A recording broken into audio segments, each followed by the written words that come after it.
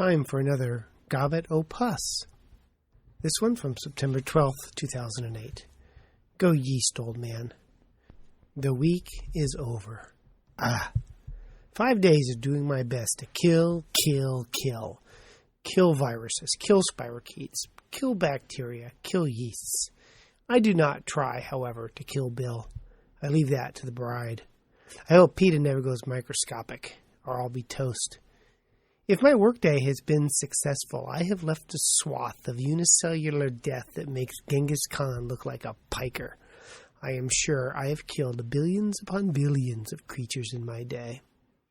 But now it's the weekend, and I get to enjoy the best that the microbial world has to offer. Saccharomyces cerevisiae is a common yeast. Saccharomyces comes from the Greek, which means sugar mold, and cerevisiae from the Latin means of beer. Put the two words together and they spell heaven. Saccharomyces is used to brew beer and also used to raise bread. And occasionally it is a pathogen in humans. The only time I have seen the disease due to Saccharomyces is in the ICU when patients are treated for their diarrhea? Yes, I'm Baba Walters. Treated for their diarrhea with probiotics that contain Saccharomyces boulardii, the primary yeast in Chef Boyardee products. It's very rare but reported in the literature, and why I do not treat diarrhea in the ICU with probiotics, although there is good literature to support, or at least reasonably good literature to support, the use of probiotics as a preventative of antibiotic-associated diarrhea. Years ago, when I was a fellow, and no, I have not had a sex change, a fellow is a doctor in training in a subspecialty. I had an AIDS patient who was a home brewer, and he developed a fungemia with Saccharomyces, the same one he used to brew beer. I guess you could say I knew what ailed him. Thank you. I'll be here all week. It is extremely rare to get fungemia with the yeast used for brewing and baking, and is a good thing as both are needed for the two great pleasures of life. The Pacific Northwest is the center of the microbrew world. Tonight I enjoyed a brewer's sampler from the local pub.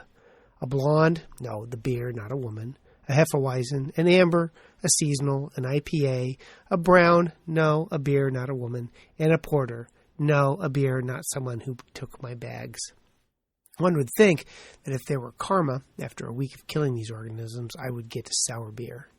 Nope, no karma. The beers are perfect. The other pleasure of yeast will come in the morning with waffles, which I make every weekend for my kids.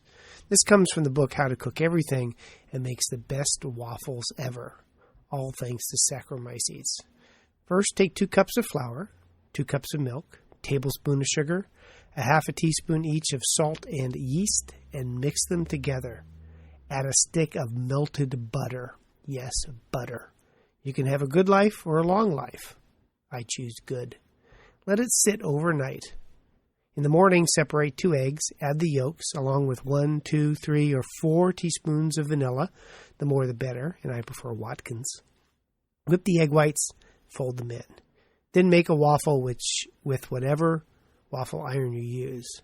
My waffle iron is 50 years old and has a fabric-insulated cord, so you know how I am going to die soon, a kitchen fire.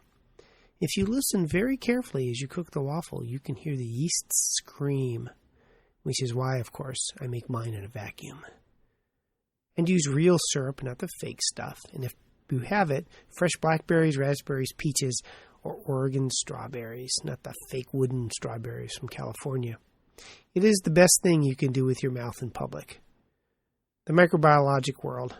1 minute I'm trying to kill it off, and the next I'm enjoying it for breakfast. No matter where you look, you find a potential for infectious diseases, even in a good breakfast.